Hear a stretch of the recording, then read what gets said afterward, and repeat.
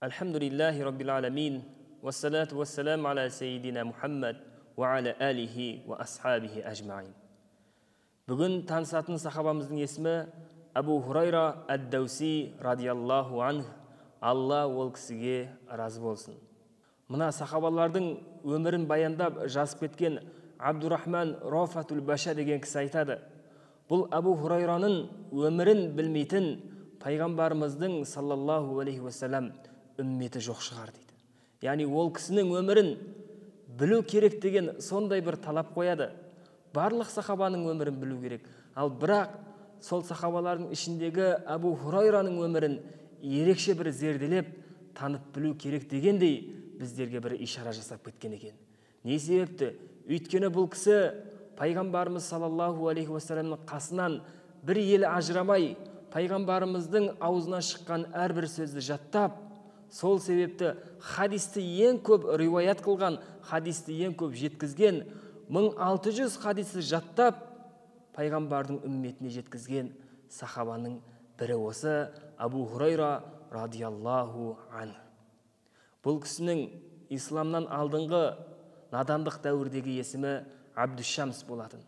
Кейін Пайғамбарымыз саллаллаху алейхи вассалам ол кісі исламды қабылдағаннан кейін сенің атың Абдушамс емес, сенің атың Абдуррахман деп оның атын өзгерткен екен. Абдушамс дегеніміз жалпы ол күннің құлы деген сөз. Пайғамбарымыз сен бұдан кейін күннің құлы болмайсың, бұдан кейін Рахманның құлы боласың деп оған сондай бір керемет есім берген екен. Және оның өзіне байланысты лақабаты болды. Қазір біздің танып жүрген, қазір біздің біліп жүрген сол Һурайра еді. Ол сол кішкентай кезінен мысықты жақсы көріп, сол мысықтарды сипап, олармен ойнағандықтан оны жолдастары осылай Һурайра, яғни мысықтың әкесі деп атап кеткен болатын. Исламды қабылдағаннан кейін Пайғамбарымыз саллаллаху алейхи вассалам оған сен Һурайра емес, сен Хирсің деп осындай бір лақап есім берді.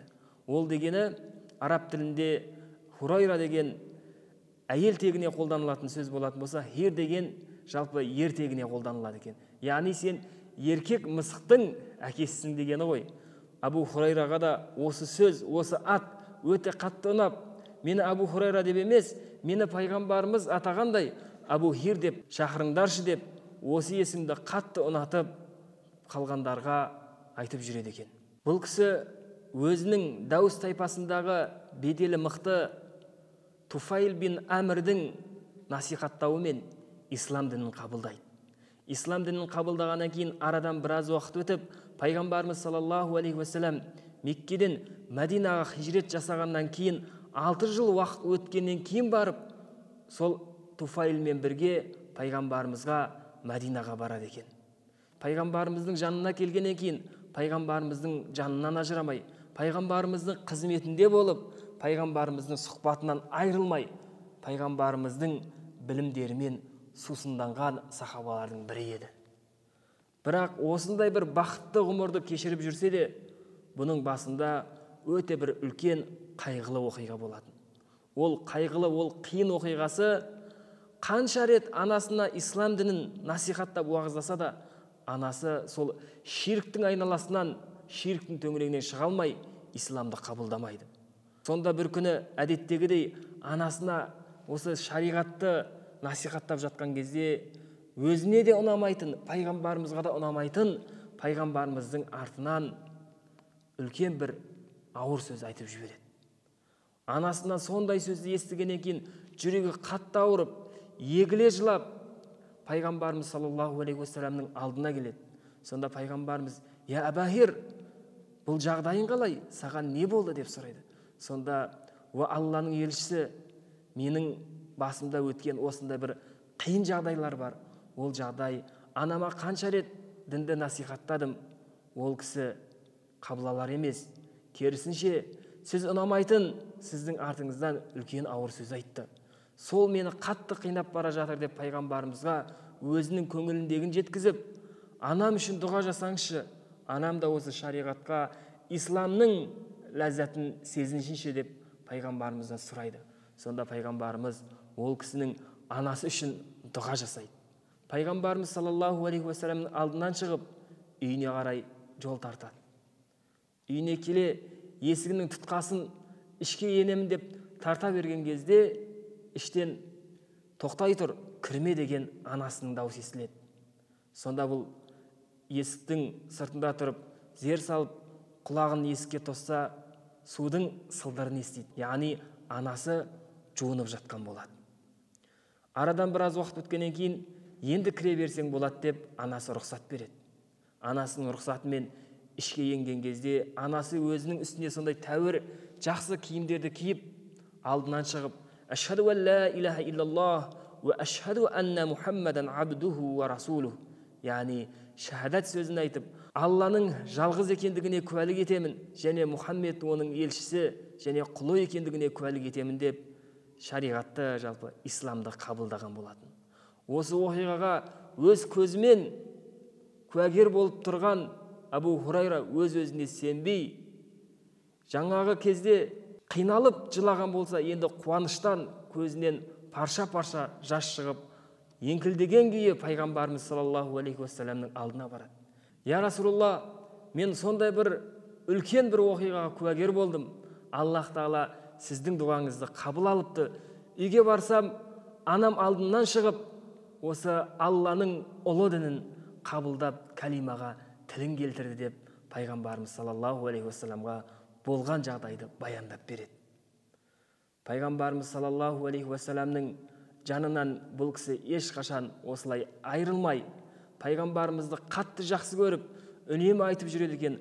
Бұл Алланың елшісінің жүзі сондай нұрлы, күннің нұрынан да жарқын деп. Және ол Аллаға үнемі мақтаулар айтып жүретін. Жаратқан ем, Алла, жүрегіме иман нұрын ұялатқаның үшін саған мақтаулар болсын. Раббым, басыма Құранды орнықтырғаның үшін саған мақтаулар болсын. Алла, өзіңнің сүйікті құлың, Расулыңның сұхбатына мені куәгер еткендігің үшін Аллахым саған мақтаулар болсын деп Аллах Тағалаға үнемі мақтаулар айтады екен. Және ол білімді сондай жақсы көрді. Пайғамбарымыз саллаллаху алейхи уассаламның аузынан шыққан әрбір сөзді жүрегінен өткізіп, ақылына сақтайтын. Зайд ибн Сәбит, ол да бір атақты сахабаның бірі. Ол кісі былай деген екен. Бір күні қасымда тағы бір жолдасыммен мешіттің ішінде дұға жасап жатыр едім. Сонда кенет Пайғамбарымыз саллаллаху алейхи уассалам мешітке кіріп келді. Дұғамды тоқтатып қойдым дейді. Сонда Пайғамбарымыз маған қарап, жалғастыр деп ишара берді. Ары қарай жалғастырдым. Дұғамның соңына келген кезде Пайғамбарымыз әмин деді. Сөйтіп артынша Абу Һурайра қолын жайып, Аллахым, мына екі досымның жасаған әрбір дұға тілектерін қабыл ал, және сонымен қоса маған ұмытылмайтын білімді нәсіп ет деп дұға жасағанымда, Пайғамбарымыз саллаллаху алейхи уассалам ерекше түрде әмин деп, сондай бір бұның дұғасы міндетті түрде қабыл болсын дегендей үн шығарды. Сонда Зайд ибн Сәбит айтады, артынша Абу Һурайра радиаллаху анхудың дұғасын қайталадым дейді. Сонда Пайғамбарымыз, Абу Һурайра, сендерден озып кетті, сендер өз дұғаларыңды жасап қойдыңдар деген екен. Бір күні Пайғамбарымыз саллаллаху алейхи уассалам дүниеден өткеннен кейінгі уақыттарда бұл кісі Мәдинаның базарының жанынан өтіп бара жатып, көпшілік адамның дүниеге араласып, дүниеге беріліп кеткен жүздерінен байқалған кезде адамдарға қарап, «Уә әхлу Мәдина, ей Мәдинаның иелері, сендерге не болған?» деп дауыстады. Сонда барлығы Абу Һурайраға қарап, «Бізге не болыпты?» деді. Сонда мешітте Пайғамбарымыз саллаллаху алейхи уассаламның мирасы таратылып жатыр, ал сендер одан бейхабарсыңдар, неге жүрсіңдер деді. Сонда барлығы, солай ма? Расында біздің одан хабарымыз жоқ екен деп, өздерінің сауда саттықтарын тастап, мешітке қарай барлығы ағыла жөнелді. Абу Һурайра жаңағы орында бұлардың қайтадан келуін күтіп тосып тұрған болатын. Аз уақыттан кейін өзі ойлағандай барлығы қайтадан әлгі мекенге келеді. Абу Һурайраға айтады, «Ей Абу Һурайра, сенің бұл ісің қалай?» дейді. «Сен Пайғамбарымыздың мирасы таратылып жатыр дегенен, мешітте ешкімді көрген жоқпыз мирасы таратып жатқан». Сонда Абу Һурайра, таң қалған, кейіп танытып, қалай сонда? Сендер мешіттен шынымен де ешкімді көрмедіңдер ма дейді. Біз мешіттен тек қана намаз оқып жатқан бір топты көрдік. Құран оқып жатқан біреулерді көрдік. Және сол сияқты халал мен харамды бір-біріне насихаттап, білімдерін жетілдіріп жатқан кісілерден басқа ешкімді көрмедік дейді. Ой, сендерде пайғамбарымыздың мирасы деген сол емес пе дейді Абу Һурайра. Білім ол пайғамбарымыздың мирасы ғой дейді. Намаз пайғамбарымыздың мирасы, Құран пайғамбарымыздың мирасы. Одан асқан мирас бар ма? Солардан алып қалмайсыңдар ма деп оларға білімді насихаттаған екен. Ол өзіне білімді қалай қаласа, мұсылман бауырларға дәл солай білімді қалады дейді. Білімге берілгені соншалық дейді, өзінің қажетін өтеу үшін жұмыс істеуден көп уақытын білімге жұмсайтын дейді. Сондықтан ол көбінесе аш қалатын, аш құрсақ жүретін дейді. Өзінің басынан өткен оқиғасын былай баяндайды. Бір күні қарныма тас байлап жолға шықтым дейді. Мақсатым, алдымнан біреу шықса, одан Құраннан бір аят сұрап, және ол сол аятты білмесе, ары қарай әңгімені жалғастырып, талқылап, сол талқылау барысында ол үйіне мені шақырып, қонақ қылып, соның үйінде тамақ ішу болатын дейді. Бірақ ол аяттардың үкімінің барлығын мен білетінмін дейді. Сол ниетпен жолдың бойында тұрғанымда бірінші жолыққан адам Абу Бакр радиаллаху анху болды дейді. Одан аятты сұрадым. Ол жауап бергеннен кейін, бірақ маған жүр деп қонақтыққа шақырған жоқ дейді. Кейін барып Хазірет Омар радиаллаху анху келді. Ол кісі де мені өзіне шақырған жоқ дейді. Үшіншінде барып Пайғамбарымыз саллаллаху алейхи уассалам жолықты. Ол кісі менің ниетімді жүзімнен байқады дейді. Сөйтіп маған менімен бірге жүр деп өзімен бірге үйіне ертіп апарды.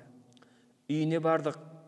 Пайғамбарымыз саллаллаху алейхи уассалам үйде не бар деп кейіп танытқанда, мүминдердің анасы бір тостаған ғана сүт барлығын көрсетіп пайғамбарымыздың алдына алып келді. Пайғамбарымыз саллаллаху алейхи уассалам сонда бұл қайдан келді деп сұрады. Ол кісі сізге хадия ретінде бір кісілер алып кеп тастады дейді. Сонда пайғамбарымыз жаңағы тостағанға қарап отырып, маған қарай, енді барып әхлу суффа дейді, яғни пайғамбарымыз саллаллаху алейхи уассалам суффа дейтін медресесі болатын. Онда ешкімі жоқ, жетім болған, үй жайы жоқ кісілер жатып, Алланың кәләмін, Құранды үйренетін медресе еді. Сол кісілерді шақырып кел деп Абу Һурайраға айтады. Абу Һурайра пайғамбарымыз саллаллаху алейхи уассалам сөзін естігеннен кейін дейді, мен әлгі сүтке қарап тұрып, оларды шақырып келсем, маған сонда не қалады деп ойладым дейді. Яғни нәпсі ұрып тұр ғой. Сөйтіп, бірінші мен өзім ішіп алсам ба екен деген ой кетті дейді. Бірақ пайғамбарымыз айтты, міндетті түрде шақыру керек. Жолда әлгі кісілерді шақыруға кетіп бара жатып ойландым дейді. Қазір үйге барсам, мынанша кісі келіп, әлгі сүттің бәрін ішіп қояды. Маған не қалады сонда? Менің өзім мақсатым қарнымды тойдыру еді. Енді не істеймін деп, әлгі кісілерді шақырып келдім дейді. Сөйтіп үйге келдік, пайғамбарымыз саллаллаху алейхи уассалам баршасына сүтті үлестіріп берді. Сөйтіп соңында, я Әбахир, енді екеуміз қалдық па деді. Мен, я, екеуміз қалдық деп, әлгі тостағанға қарасам, тостағандағы сүт ешқандай азаймаған да, көбеймеген де бір қалыпта тұрған еді дейді. Сөйтіп пайғамбарымыз маған құйып беріп, енді сен іш деп айтты. Мен іштім, тағы да іш деді, тағы да іштім, тағы да іш деді. Іше бердім, ішкенім сондай, тойғаным сондай деді. Сүт менің кеңірдегіме дейін келді. Сөйтіп пайғамбарымызға айтып, о Алланың елшісі, жеткілікті, болды, тойдым деп айттым. Сонда ғана пайғамбарымыз саллаллаху алейхи уассалам өзіне құйып, өзі ішті дейді. Арадан біраз уақыт өтті, Аллах Тағала маған дүниелер берді дейді. Үйлендім, бала шағалы болдым, үй жайлы болдым. Бірақ сол дүниелердің біреуі де Абу Һурайраның мінезін, білімге деген ынтасын өзгертпеген еді. Ол өзі басынан өткен оқиғаларды былайша еске алып, Аллах Тағалаға мадақ айтып отырады екен. Уа Алла, мен жетім өстім, міскін болдым, маған осындай дүниелерді бердің, Аллахым саған мақтаулар болсын. Мен сондай Бусра бинти Азванның құлы едім, бірақ оны маған жұбай етіп қойдың. Яғни сол кісіге қызметші ретінде ол жұмыс жасайды. Сөйтіп бұл Абу Һурайраның адалдығын, білімге деген ынтасын көріп, Абу Һурайраға көңіл білдіріп, Абу Һурайра екеуі үйленген екен. Яғни өзінің құлы болып жүрген адамға мені жұбай ретінде таңдадың дейді. Және онымен қоса мен сондай бір міскін дәрежеден мені әкімдік, имамдық дәрежеге көтердің дейді. Яғни Муауияның уақытында Муауия радиаллаху анхудың ұсынысымен соның халифалық тұсында бұл кісі Мәдинаға әкім болады. Сол жерге әкім болып, сол Мәдинаның имамы болған екен. Солардың барлығын ойлап, Аллах Тағалаға көп шүкір етеді екен. Оның сондай тақуалығы дүниені жүрегіне ұялатпады. Түннің көп бөлігін намазбен өткізетін. Түннің бір бөлігін өзі намаз оқумен, екінші бөлігіне келген кезде жұбайын намазға оятады екен. Үшінші бөлігі өткен кезде қызын намазға тұрғызып, осылай өзінің отбасында тозақ отынан сақтау ниетімен үнемі намазға үндеп отырады екен. Өзінің отбасына сондай тәрбие берді. Бір күні қызына өзінің құрдастары, сенің әкең әкім ғой, не үшін саған алтынмен безендіріп, сондай жақсы киімдер кигізбейді деп айып сөздер айтқан кезде, қызы әкесіне келіп, менің құрдастарым осылай деп жатыр дейді. Сонда Абу Һурайра айтады, оларға айт, менің әкем бұл дүниеден қарағанда тозақ отын қатты еске алып, ақыретті қалайды деп жеткіз деп насихат жасаған екен. Және де абыройы асқақ сахабалардың бірі Маруан ибн Хакамның айтқан сөзі бар. Бір күні Абу Һурайра радиаллаху анхуды сынау үшін жүрегіне дүние орныққан ба, әлде тақуалыққа бекем бе деп, осы мәселені тексеру үшін қызметшімнен оған 100 динар беріп жібердім дейді. Ертесіне қызметшімді қайтадан жіберіп, кешіресіз, ол динар сізге емес екен, мен шатасыппын, қайтаруын өтінем деп қызметшімді жібергенімде, Абу Һурайра қызметшімнен мынадай сөздерді жолдап жіберген болатын. Сіз маған кешкі уақытта осы динарды беріп жіберіпсіз. Мен оны үйіме түнеткен жоқпын.